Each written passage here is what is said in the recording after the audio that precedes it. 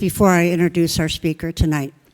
I do want to invite you after the program to a wonderful dessert reception, compliments of our famous chef, Jude Martin, and also to the book signing with our author. I'd also like to tell you about next week's program.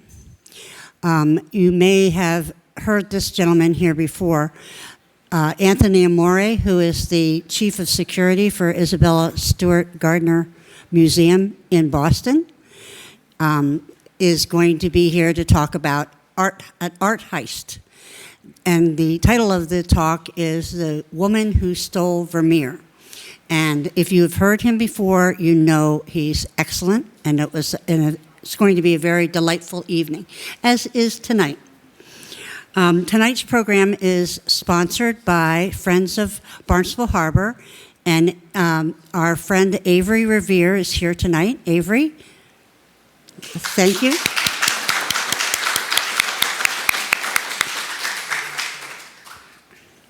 So since the start of the millennium, Don Wilding has been telling stories of Cape Cod outer beach history. An award-winning writer and editor for Massachusetts newspapers for 35 years, Don has contributed the Shore Lore history column for the Cape Codder newspaper of Orleans. He is the author of Shipwrecks of Cape Cod, Stories of Tragedy and Triumph, which we have on sale tonight, and 2 other books, Henry Beston's Cape Cod, How the Outermost House Inspired a National Seashore, and A Brief History of Eastham on the outer beach of Cape Cod. Don is also a tour guide and a lecturer and has taught local history classes for adults on the Outer Cape. I'm very pleased to present tonight Don Wilding.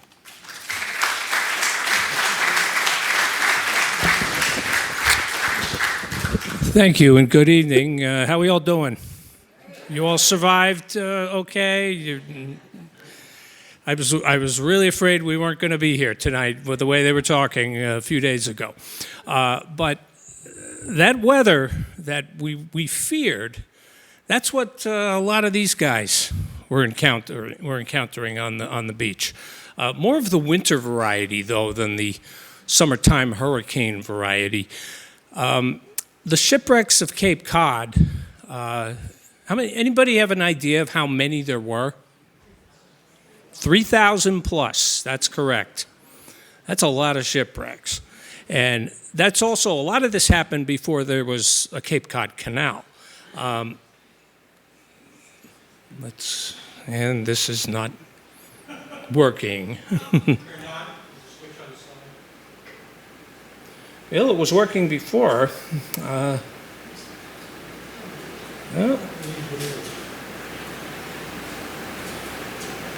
Oh well.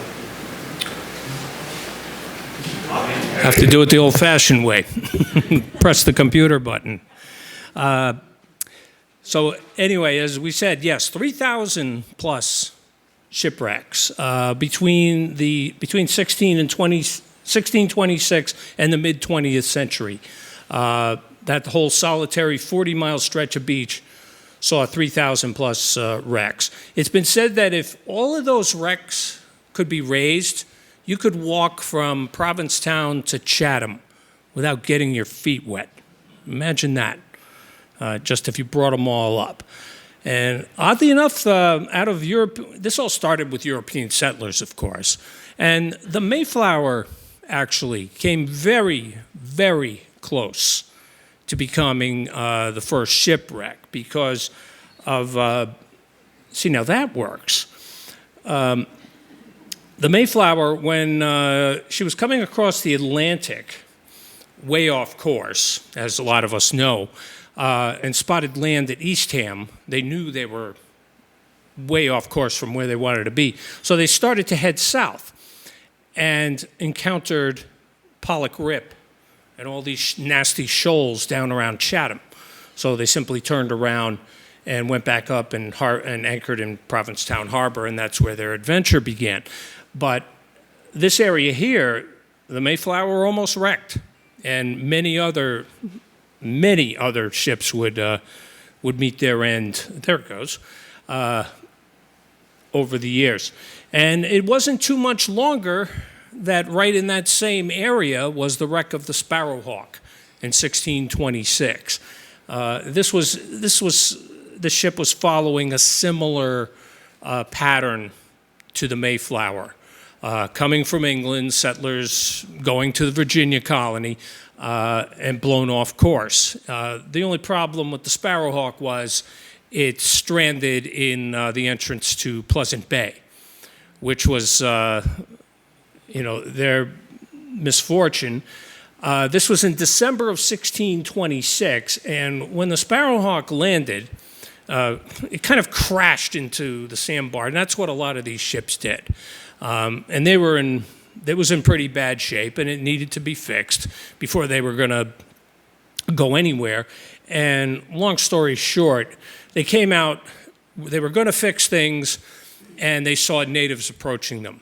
And they had heard the stories and everything. And as the natives approached them, they were very shocked when one of them said in English, "You with Governor Bradford's men."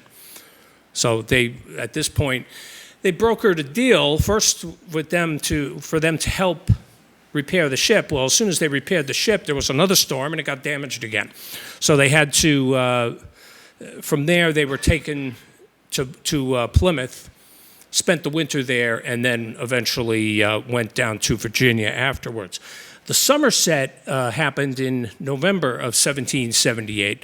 The Somerset was basically a terror to anyone living on the East Coast during the American Revolution. Especially, it's mentioned in the Midnight Ride of Paul Revere, but it also was a terror to the people of Provincetown. Captain used to send his chaplain ashore. That's when they weren't taking whatever they wanted from the people of Provincetown. The chaplain would go ashore and preach about the evils of resisting the king's rule and things like that. So the people in Provincetown weren't too fond of everything that was going on with the Somerset. Well, on the night of November 2nd, a big storm hits, and the Somerset is in pursuit of a French vessel off of the back shore. And it's chasing it, and it's not looking good all of a sudden for the Somerset because it got caught up in this storm, and it stranded. It hit the bar, as they say. Now, when you hit the bar, it's more than just getting stuck in the sand. When your ship hits a sandbar, it's like a crash.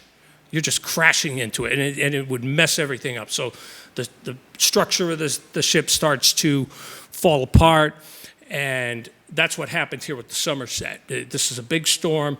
The Somerset hits the bar, and everybody on board is rattled. In fact, it killed 20 men in the 480-man crew.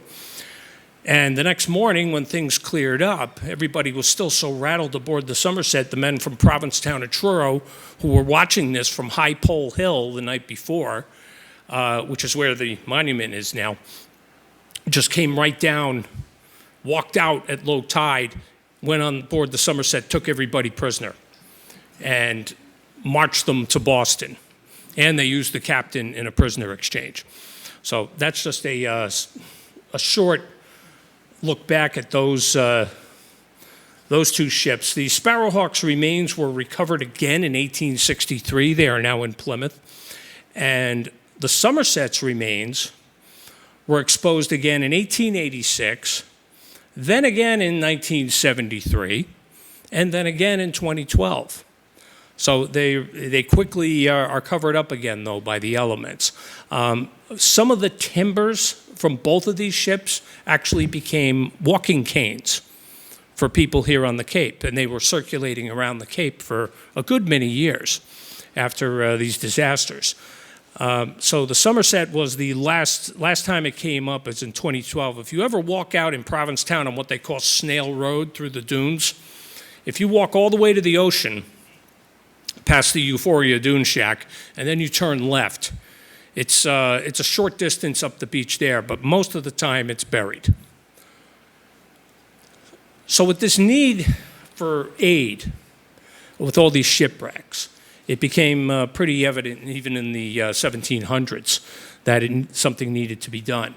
And Donald McMillan of Provincetown actually noted that Benjamin Franklin was the first to recognize the dangers in these waters off of Cape Cod. And through his efforts, that led to the first lighthouse being built, Highland Light, on Cape Cod in 1797.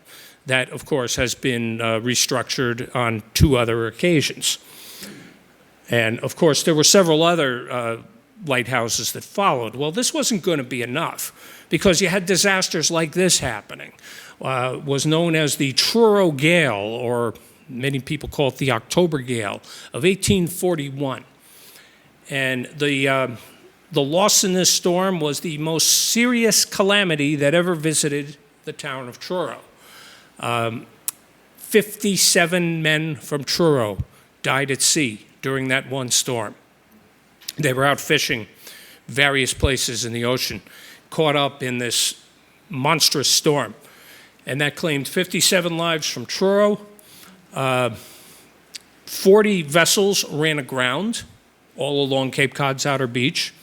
And 50 bodies were also found along the beach after that storm. Dennis, the town of Dennis, lost 26 men. 10 men from Yarmouth died. And 18 vessels from Harwich were also wrecked. There's a monument in the graveyard of the Truro Meeting House. The church, it's off to the, it's on the bay side in Truro, off of Route 6. And this monument pays tribute to the 57 men of Truro that were lost. You've all heard the term wash ashores, right? How many of you are wash ashores? Yeah, quite a few of you. Me too. Well, anyway, some wash ashores really did wash ashore. People did, many.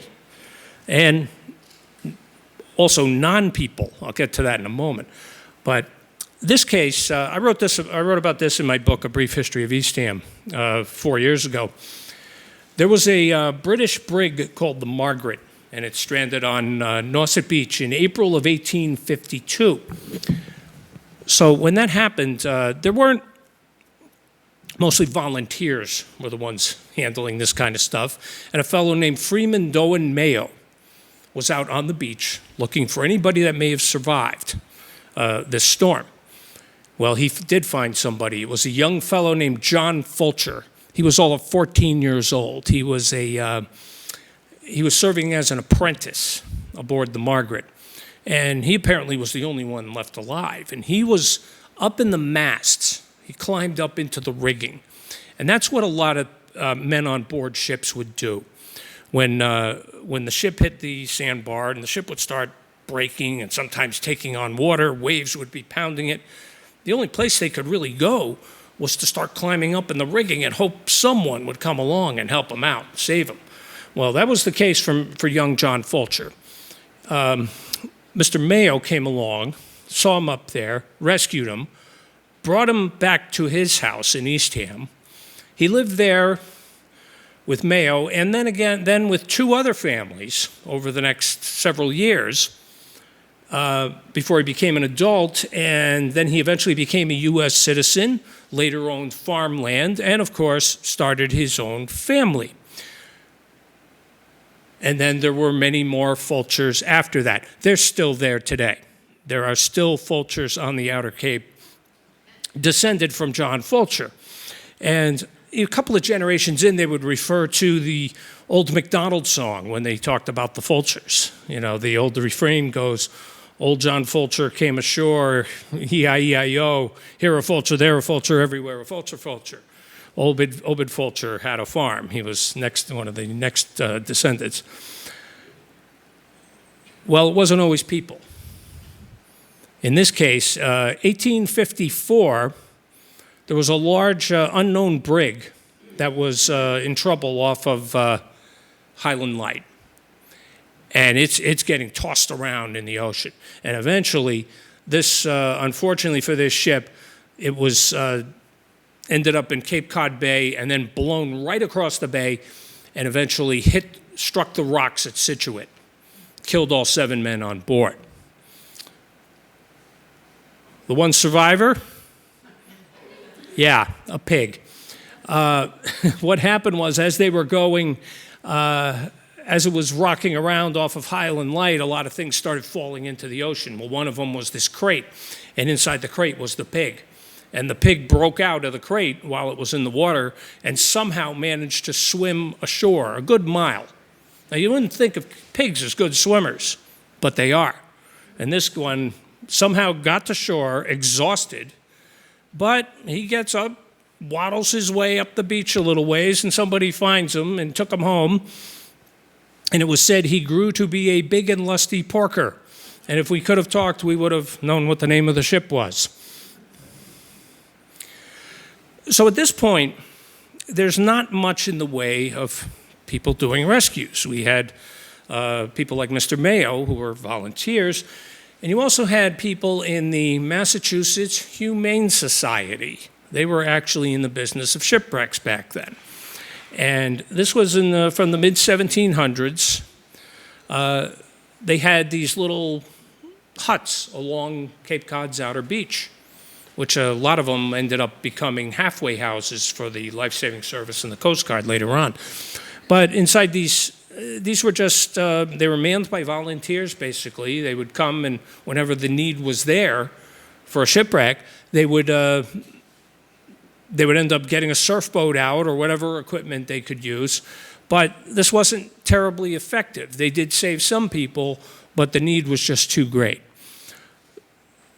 So after the Civil War, measures had finally been taken to start under the umbrella of the Treasury Department was the United States Life-Saving Service.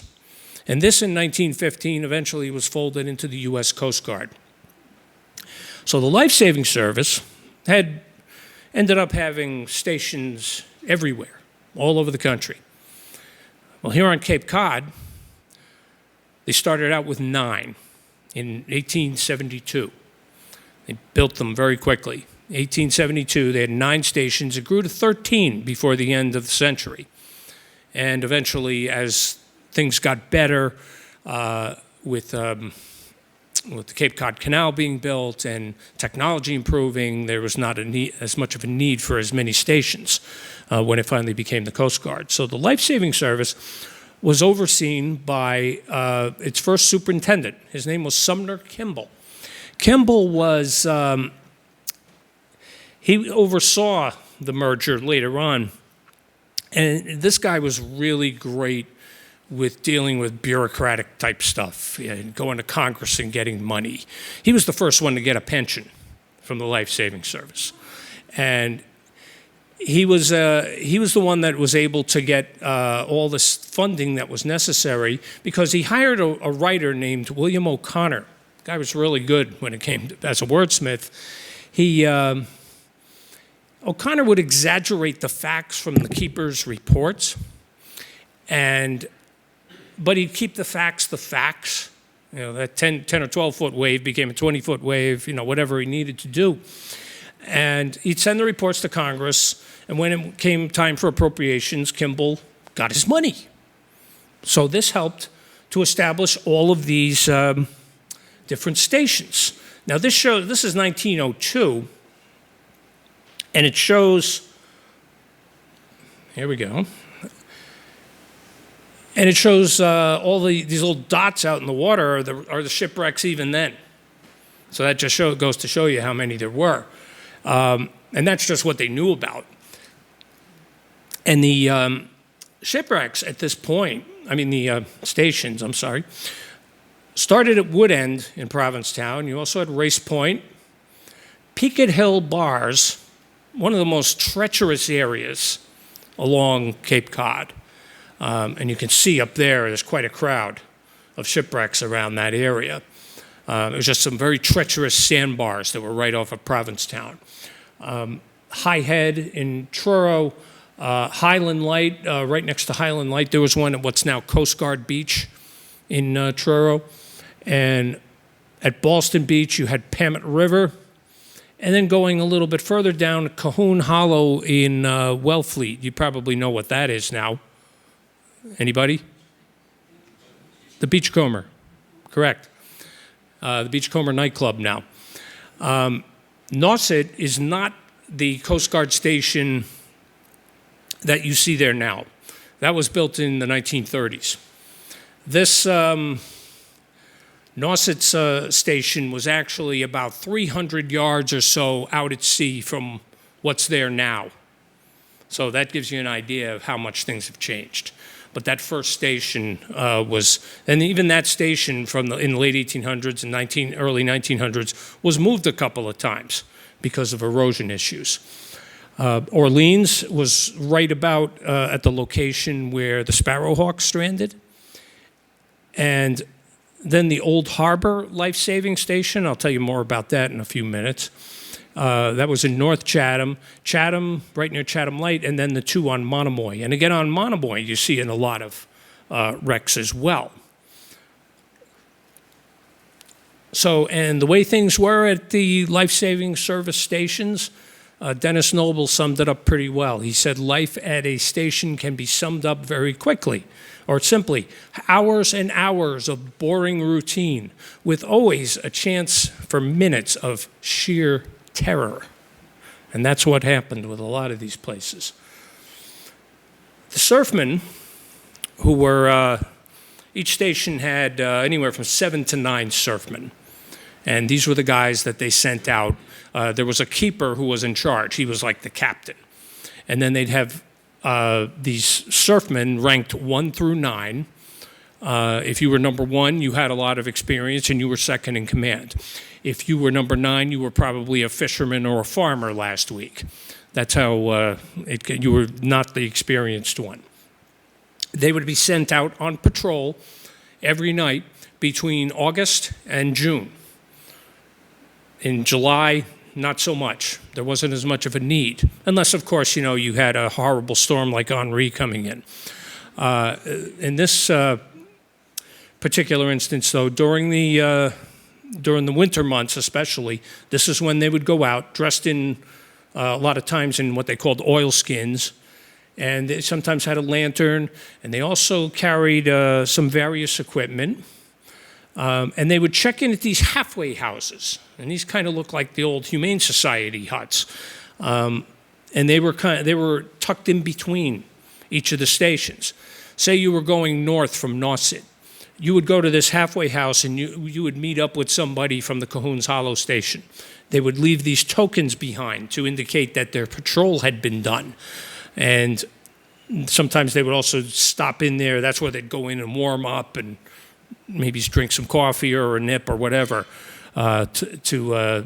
before they had to go back and walk. They would walk several miles on one of their patrols. And it was not a pleasant job. When they were out there, if they saw a ship in distress, which they sometimes did, they pulled out what they called a Coston flare. This is the same kind of thing you might use at a roadside when you're disabled. The Coston flare would be lit. This would indicate to the men on board the ship, the wrecked ship, who are some may be up in the rigging, that help's on the way. And also it was an indication to the station, who had a man on watch in the tower, that, hey, get down here. We need assistance. We need to do a rescue. They would break out what they call the apparatus cart. This would be filled with all kinds of different equipment that would help them with the rescue. Of course, they had a surf boat. This was used usually when there was no, when you could get out there, when the conditions were not too bad, when they were somewhat manageable. And this is actually old footage from over 100 years ago from the Life-Saving Service, showing them getting into the surf boat and heading out into the ocean. And they would have to go out. The ship could be only a couple of 100 yards away. It could be several 100 yards away. It could be even a mile away. That's how varied it was with all of these different sandbars off of the coast, because also the sandbars are constantly changing too. So that makes navigation very difficult. If they couldn't use the surf boat, they used something called a breeches buoy. Maybe you've seen this up at Provincetown at Race Point, at the Old Harbor Station Museum up there. During the summer months, they have these breeches buoy demonstrations. This was the creation of sort of a zip line between the beach and the ship itself. They would go out with all of this equipment. They had a small cannon and a large box of rope that measured about 500 yards worth of rope. Inside the cannon was a projectile tied to this rope. They would fire this projectile over the ship's mast, hopefully that somebody on board was in good enough shape to tie it and fasten it, and that created this zip line between ship and shore. And it also had sort of a pair of pants, short pants on it, that you would step into. And that was like, you were getting a ride back to shore. And that's what they would do. They would just be pulled back to shore. And it was hard, it was tough, and they're going right above the waves, so this is not an easy thing to do. But it did save a lot of lives. So now we're at 1872. This is Christmas, right around Christmas of 1872. And they're finally got the life-saving service going. And in Truro and Provincetown, they get hit with 2 shipwrecks in one night. This one, the Francis, happened at what's now Head of the Meadow Beach in Truro. And this was a German bark, it was referred to. It was a crew of 20. Everybody survived except the captain. He only died because of illness. He was already sick. And this ship was carrying a lot of sugar. And with this wreck, it provided an awful lot of sugar for the people in Truro. Because whenever there was a wreck, people weren't so much moon cussers and trying to cause the wrecks. It was more of a case of just salvaging whatever they could, wreckers, if you will. And that was the case with this. It could be sugar, it could be anything. It could be wood, it could be booze, you name it. But in this case, it was sugar. Well, in this case, there was also no life-saving service station yet in this particular area at Highland. And they had a keeper, Edwin Worthen. He had just been appointed. And no crew and no station. So he had to go out and do things the old-fashioned way. He had to recruit volunteers in a snowstorm, then march them all across to the bayside where they dug up an old whaling surf boat, pushed it across an icy pond, then through the snow to the beach, and they used it to do this rescue for the Francis. They got all 20 men off.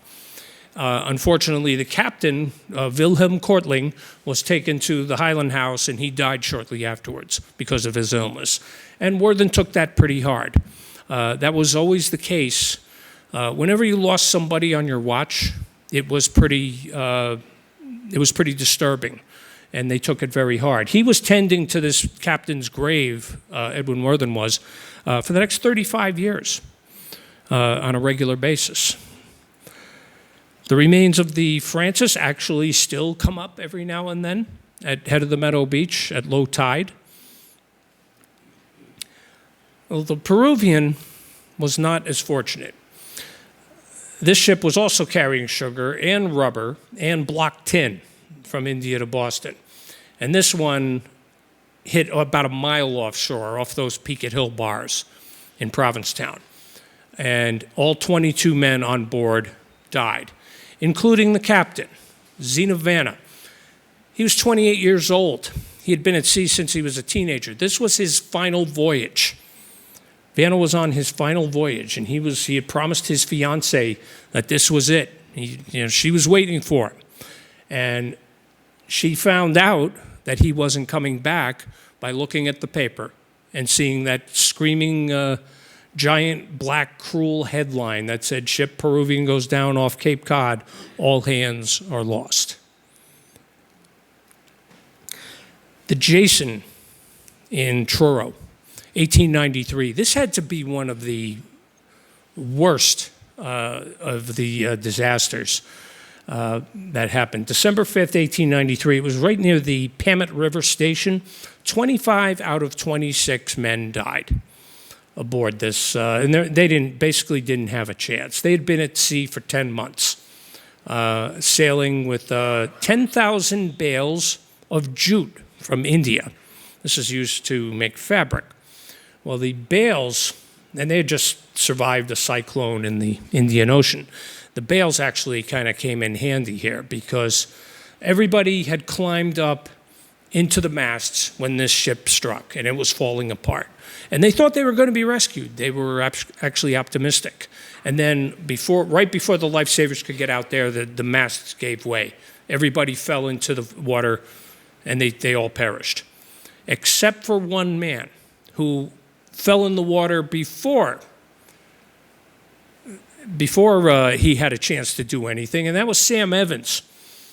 He ended up watching all of his shipmates dying when the mizzenmast fell.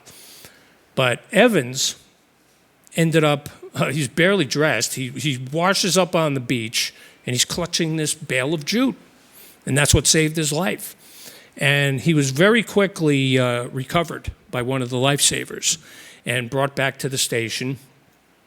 And this is him the next day, and you can see in the background there, you can see the ship still sitting there, and he's wearing this cork life preserver. And he goes back to England soon after that, and his father writes this thankful letter to the life-saving service. It's probable that he'll be sailing again from England in February. I trust on a more favorable voyage. Well, he did go off on another voyage, and he did not come back. Not because of a shipwreck. He fell out of his bunk and broke his neck. I mentioned the Old Harbor Life-Saving Station earlier. It's now in Provincetown. It was originally in Chatham, and it wasn't one of the original stations. It was built there because after the December 1896 wreck of the Calvin B. Orcutt. The Orcutt wrecked there, and it was too far away from the two closest stations. So they felt they had to build another station after the wreck of the Orcutt. Eventually, it only took a couple of months to recommend another station be built, and that's when they built the Old Harbor Life-Saving Station on North Beach in Chatham. You see right between those two stations, there just wasn't enough coverage for that area. Well, this is it in 1977. It was, you see it up there, and when it was first put up in the late 1800s, in 1897, it had 600 feet of sand between the front of the building and the ocean, the high water mark. And this was it in 1977, right before it was moved. They ended up moving it in November of 77, Thanksgiving weekend, and they cut it up in a few pieces and put it on a barge, and they floated the whole station up to Provincetown. They had found a location that, let's put it up here at Race Point. There's no erosion issues up here. So they put it up there. They were going to put it up there. They had a foundation built, but when it got up to Provincetown, they discovered, it's not going to fit right. This foundation is not adequate. So the station sat in Provincetown Harbor for the winter of 1977-78. Yes, that's the blizzard of 78 year. And it sat there in the harbor during the blizzard. It actually survived. It took a bit of a beating, but it was okay. And eventually the next year, it was put out at Race Point. But also with from the wreck of the Orcutt, the anchor is actually, you can see it now in Mystic, Connecticut, in one of the town squares in Mystic. It's on display there. They've actually, the Museum of Mystic Seaport actually helped restore that. This is not in my book. This is my next project, actually. The Portland Gale of 1898. Some of you may be familiar with this storm. It was pretty well known. I was going to include it in the shipwrecks book, but then it took on legs of its own. There's just too much in this one story. So it's my next project. I'm already discussing it with the publisher on how we're going to do this. It was the Portland Gale of 1898 happened on Thanksgiving weekend of that year, and it was a storm that claimed 456 lives at sea between Maine and New Jersey over that weekend. The Portland was a steamer, a paddle steamer, that ventured out from Boston that night against orders, carrying 192 passengers. None of them survived because the Portland, as it went up the coast along the North Shore, that's when the storm was a lot worse than they had figured. And it was blown out to sea, and many lives. This was an earlier edition of the Boston Globe, but this map kind of shows you how it went. They left Boston at 7 o'clock that Saturday night, and they were supposed to go to Portland, but it's not clear what happened. But it was thought to have run into some kind of trouble. It was getting battered by the storm, and these kind of steamers, it wasn't. They didn't do too much at sea afterwards with these steamers. They just weren't effective. And the Portland was blown out to sea and eventually down close to Provincetown. It went down, how it went down is not clear, but it did go down over Stellwagen Bank area. And they did eventually discover its ruins. Hollis Blanchard was the captain. He was the one that defied the orders. After what happened on on November 27th, the next morning is when it went down. Bodies began washing the shore on Cape Cod's outer beaches. There was 38 bodies that ended up being recovered. Many of the bodies from the Portland and the other disasters at sea were never recovered. A lot of them came ashore at Nauset, the Eastham, Orleans area. People were coming from out of town, from Boston and Maine, trying to find out what had happened to their loved ones.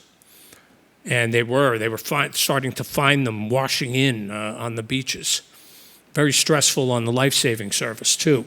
There was a gentleman who wrote to me shortly after I wrote this story about the Portland a few years ago, and he said, my great-grandmother talked about the Portland when I was young. And she talked about the bodies found on the beach in Eastham and how the funeral home on Bridge Road in South Eastham was full. The ground was frozen, and it was, of course, covered with snow. It was a huge, monstrous blizzard. So they kept a lot of bodies in the barn next door. That's how tough things had gotten there. And Provincetown Harbor, too, filled up with shipwrecks. There were a couple of dozen ships that piled up in the West End, right about where the Mayflower had originally anchored. And this was before you had the breaker, the stone structure there across Provincetown Harbor. So it was it grew to be, it was quite a mess, particularly with the Lester Lewis and Jordan L. Mott. There was a woman who saw the frozen bodies in the Jordan Mott's rigging, and she saw them being cut down from the rigging by the life-saving service. And then she said from that time on, she kept the shades drawn on every window that faced the harbor. The Monomoy disaster happened March 17th, 1902. If you've ever been down to Chatham Light, there's this monument that's right to, if you're looking at the lighthouse, to the right-hand side, there's a very tall monument. And it's called the William Mack Memorial. And this pays tribute to the men that were lost at this disaster that involved two barges, the Wadena and the Fitzpatrick. And they stranded off of Monomoy Point during this storm. And the Wadena, there was full of workers on coal barges. And they were taking this whole thing pretty lightly. And And they went to bed that night, partying it up, playing cards while the storm is raging. And then the next morning, they're panicking, and they fly the distress signal. So whenever that happened, you know what they always say about the life-saving service and the Coast Guard? You have to go out, but you don't have to come back. And that's what happened here. They went out, and most of them did not return. Marshall Eldridge was the keeper, and 6 crew members had to go out and do the rescue because they were summoned to go out. So they took the surf boat out to the Wadena. They reached the barge, and the men start panicking, these workers. We're all lost, and the keeper tells them, "Sit down, you fool, or you're going to be lost." And he's telling Seth Ellis, one of his surfmen, bat this guy in the head if you have to, but get him down somehow, And it didn't help because on the return journey, a wave hits the boat, and then eventually one man after another starts dropping out. The only man left is Seth Ellis after a while. Everybody else had been lost overboard. And Ellis himself is in great trouble. He looks up, sees a dory coming. Elmer Mayo, who had been aboard the Fitzpatrick, is coming, and he gets to Ellis, pulls him to the dory, they get ashore. They're recognized as heroes. Mayo becomes known as the hero of Monomoy, gets all kinds of medals from the Humane Society and other organizations. They had a big fundraiser with both men. They raised over $36,000 for the families that were lost in the disaster, helped them build houses in Harwich and Chatham for them. And Ellis, too, was given all kinds of awards and promoted to keeper at the Monomoy station. But the life-saving service determined in their report that they didn't have to, these men would have been fine had they stayed on board and just waited it out. But because they panicked and they summoned the life-saving service, they had to go, and these men were doing their job. So they were recognized as heroes. Fast forward now to April 1915, big storm, as usual. There's a tugboat called the Mars off of Provincetown and Truro. It's carrying 3 barges with it, the Coleraine, the Tunnel Ridge, and the Mannheim. And eventually the Mars has to cut them loose to salvage the tugboat even.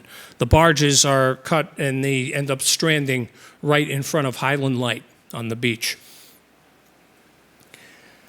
So the Tunnel Ridge and the Coleraine are so badly damaged, it wasn't worth it to try to float them again. But the Mannheim sustained only minimal damage, and they eventually refloated it. They had a huge bonfire on the beach with the remains of the other two barges. But one part of the Coleraine did prove to be useful. They cut it in 2 and ran it up the cliff on skids, and it served a purpose for a number of years. It became the pro shop at Highland Links. So that was it it was there at least until the 1950s. I've been trying to pinpoint it with the help of other people, and we can't quite seem to pinpoint when it disappeared. Quite a few houses have changed up there. But it is the deck house of a barge, complete with pilot house, bridge, and steering wheel, was the description of it. This one, I always found this to be one of the most fascinating wrecks that I've researched, was the Castagna. Happened in February off of Wellfleet. Not too far, just a little bit south of the Marconi site in Wellfleet.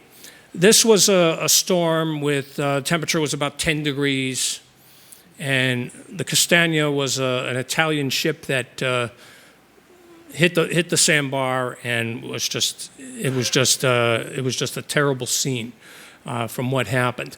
The Castagna was down in South America, Montevideo, Uruguay, and it was carrying a load of guano. Yeah, this must have been a real pleasant voyage, huh? It was going from Uruguay in December, and it was headed to and it was carrying also bullhorns This is all for the process of making fertilizer. To the Bradley Fertilizer Company of Weymouth. I can't imagine this was a great place to work either. It was out on an island, and the workers not only worked there, they lived there as well. So this was their destination. The Castagna never made it.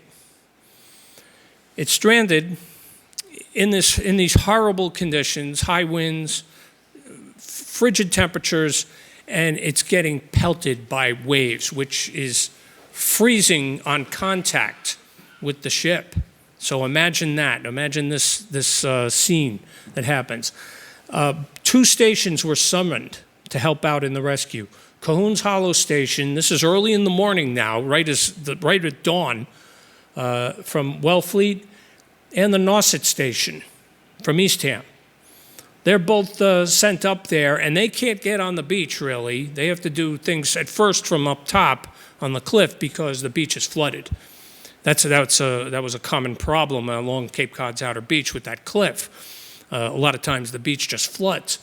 So they had to kind of wait out the tide before they could get down on the beach to help things out. And 2 of the big players in this rescue ended up being Lewis Collins, who had been a long-time surfman, and his son Bernie, who was all of 17 years old. Bernie always would go with his father to a lot of the wrecks. And that little tyke right there, that's Bernie when he was a kid. So he would go with his dad to a lot of the wrecks beforehand. So he was involved in this rescue.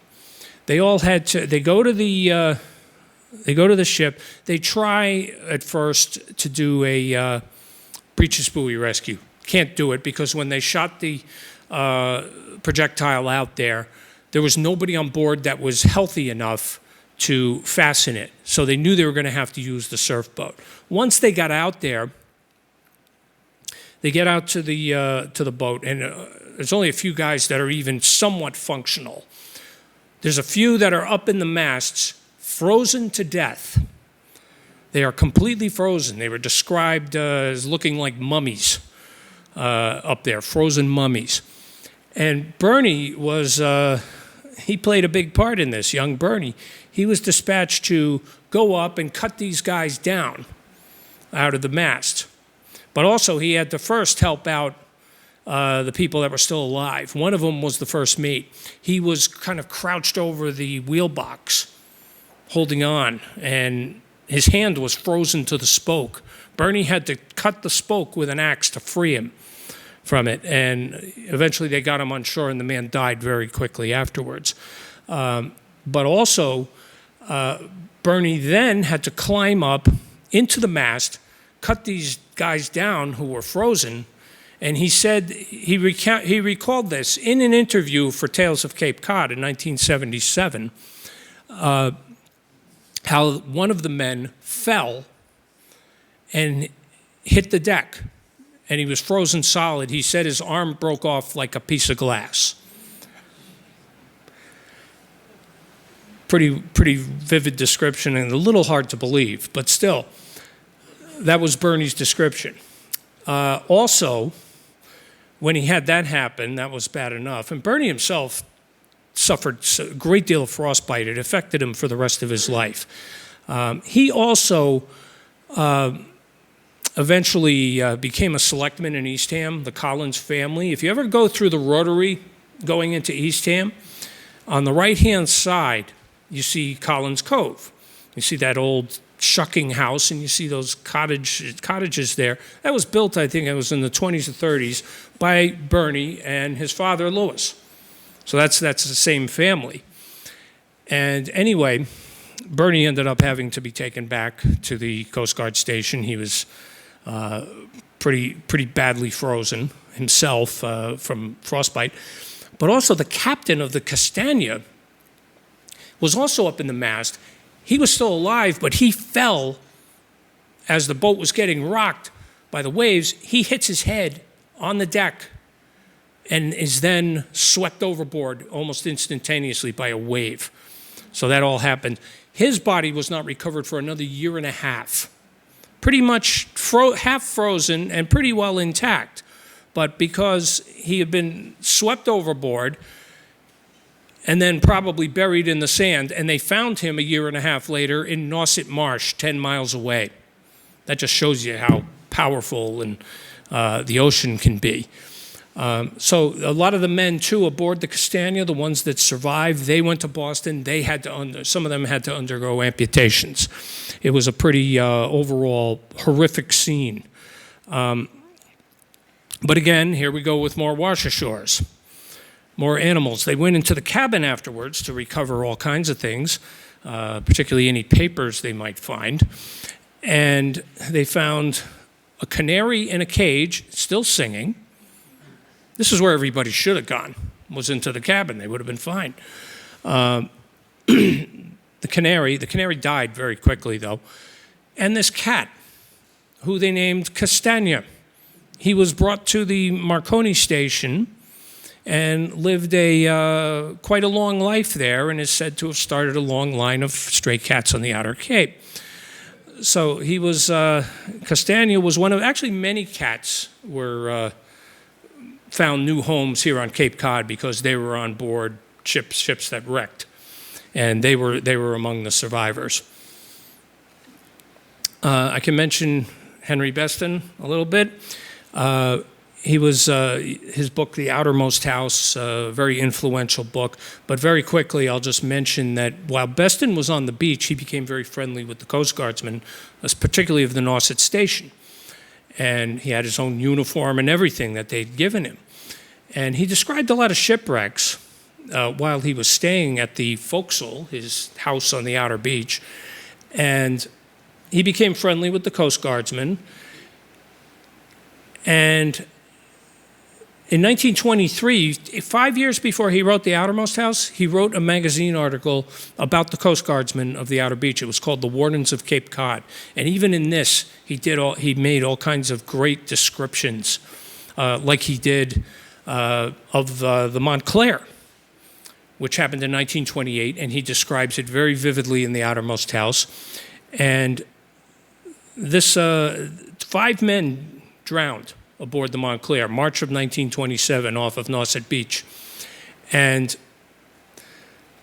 there was a problem there because Nauset's, the Orleans station was being shut down, and they had only 3 people on duty. So that's why 5 men drowned. Only 2 were actually saved from this vessel, the Montclair, which was carrying a load of wood heading for New York. These were the 2 survivors shown up here, and they ended up fully staffing the Orleans station again after that. One of them, Nathan Baggs, he went back to Nova Scotia, and years later he's reading National Geographic magazine, this is around 1962, and he sees this feature story on the Cape Cod National Seashore, and he sees a picture of the wreck of the Montclair that he was aboard, and there's kids jumping off of it. And he sees that, he says, I gotta go back. And he did a few years later. And he actually saw some of the people that helped him with the rescue from the Montclair that night. He also admitted that he was offered a job with the Coast Guard and he wishes he had taken it. But they did end up having to reopen that. They did restaff that station later on in the year. I'm going to jump ahead a little to 1962. I mentioned the Breeches Buoy quite a bit here, and they were pretty much retiring that. When you got into the 1940s and 1950s, it was used sparingly. And in 1962, in January, that was the last time they actually used it. Was rescuing the 7-man crew of the fishing vessel Margaret Rose, carrying 5 tons of halibut. This was right off of Wood End in Provincetown. And who was running that operation with the Breeches Buoy? None other than Bernie Weber of the Pendleton fame.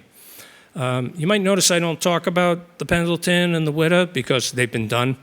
So I left them out on my book because I don't want to repeat things. But with Bernie Weber, he was basically had a crew of rookies here in this particular instance. And so he got the Breeches Buoy, which had been in storage at the Cape Cod Canal Coast Guard Station in Sandwich. And they got it out and they used it again. And Bernie was the only one that really knew what he was doing with it. And he said he got a bunch of green men and they managed to save everybody on board. And as luck would have it, our first shot was successful. And they never used it again, although they almost did in 1984. Now, during the 20th century, a lot of freighters started also getting stuck in the sand. They weren't so much wrecks, but a lot of them got stuck, and they were almost wrecks sometimes. 1907, the Onondaga beached in Chatham. And then in 1984, some of you might remember this, in Orleans, the El Dia, this happened only about 100 feet from where the Sparrowhawk stranded, so many years earlier, centuries earlier. And the El Dia, that was on March 30th, 1984, it was headed to Virginia, and it got itself in trouble off of the beach there, and things were pretty bad there for a while for them. The Coast Guard ended up having to use this rescue helicopter that they were kind of, they didn't have a lot of time to operate here. They had to get the crew off before dark. And if the chopper couldn't get them and they had to abandon ship, they never would have found them in the water. They would have had some casualties there. And particularly, they had 60-mile-an-hour winds. And the helicopter had to make 3 attempts using a basket. They took 8 men the first time, then 13, and then 2, respectively. And the helicopter was also running out of fuel at this point. And if they hadn't gotten the 13 off during the second run, they thought they never would have gotten everybody off. So they were pretty fortunate during this rescue. And 2 months, not even 2 months later, they finally refloated it with some cable and tugboat magic and towed it through the Cape Cod Canal to Newport, Rhode Island. Well, it left its mark all right because 30,000 people were reported to have walked across the dunes to see the ship that following weekend, that first weekend. And that turned into some big money for Orleans because you don't usually have this many people going to the beach at the end of March, beginning of April. Well, that's what happened in Orleans. The merchants made out really well. East Ham's Noel Bile, the famous historian from East Ham, he sold more than 20,000 postcards. I can remember Noel bragging about that to me. Joan Hart of the Quahog Hollow in Orleans told WBZ that she sold well over 3,000 El Dia coffee mugs. And over at the Land Ho, John Murphy. And incidentally, at the Land Ho, one of their owners is a descendant of Abbott Walker, who was the keeper of the Nauset Station for many years. And they actually have the Abbott Walker room there now. But John told the Cape Codder that business was better than on a rainy Saturday in July. He said, those who ordered clam chowder found a plastic freighter floating atop the potatoes. And he says, I think everybody benefited from that. And he said, except the poor fellow who owns that ship. So a lot of times you had to call on, whether it was the Humane Society, the Life Saving Service, the Coast Guard, to the rescue in shipwrecks. A lot of people putting their lives on the line here. And that was something that Henry Beston really admired about them, and something I admired too. This was a job, and Beston admired them because unlike he had served in World War I as an ambulance driver, and he saw the worst of the worst over there, but he really admired these men because they were putting their lives on the line, not to take lives, but to save lives. That really heartened him. And Earl Rich wrote in Cape Cod Echoes, what manner of men were these hardy specimens to have chosen the livelihood they did? They were, in my opinion, the last of a breed, come hell or high water, and with utter disregard for their own safety, the safety of a shipwrecked sailor clinging to the rigging of some stranded vessel came above all else to them. That brings the talk to a conclusion. I'm not doing too much in the way of lectures these days, folks, but I'm out at the Cape Cod National Seashore every Saturday. I conduct walks, history walks for the Harwich Conservation Trust and Eastham Conservation Foundation. And these walks some are on the outermost house and some are on storms, shipwrecks, and rescues. And we'll be doing both of them this Saturday. Shipwrecks at 10 a.m., outermost house at 1 p.m. And we will be doing this every Saturday, one or the other, or both, through November 27th. So we will be at it outdoors more often than not. All the details are on my website, dwcapecod.com. I have business cards there too for all that kind of information. I'm on all those social media channels too, right there. And oh yeah, I have books too. They're right up here. They're available after the program. And I'll be glad to take any questions. Yes? It strikes me that while all of this is going on, going back to that first point you alluded to, there's a parallel story. That's the story of the Cape Cod Canal.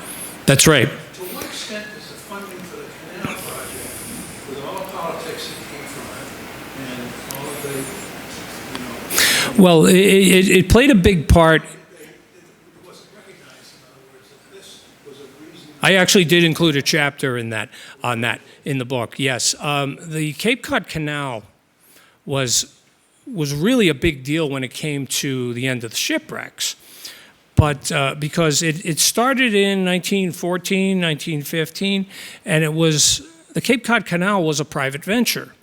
August Belmont was the name of the businessman from New York, and he made a big deal about this. This was going to be a big money maker and everything, and it was going to end all the problems. Well, it didn't at first, because Belmont, within a few years, Belmont was looking to get out and sell the canal. He was not doing as well as he thought.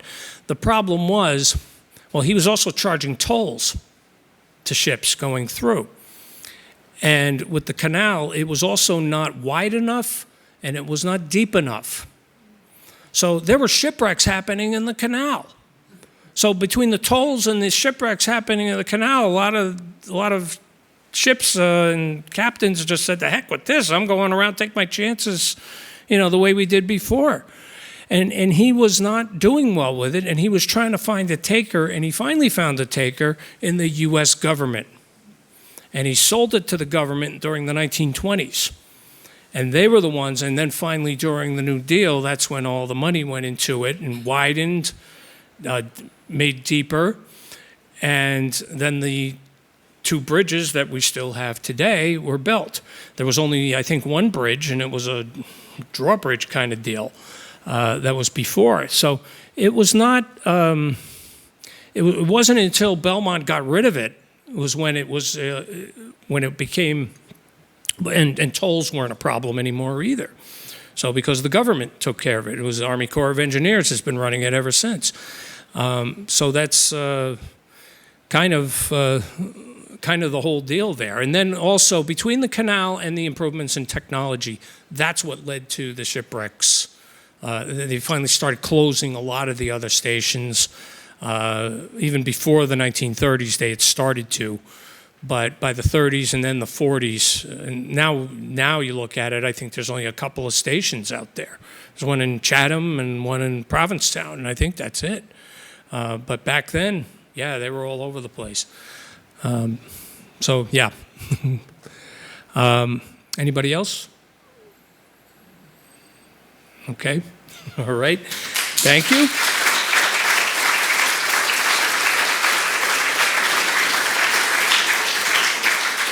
All right, folks. I will be over here, and I understand there is a lovely dessert spread over in the other room too. So please enjoy, and thank you for coming.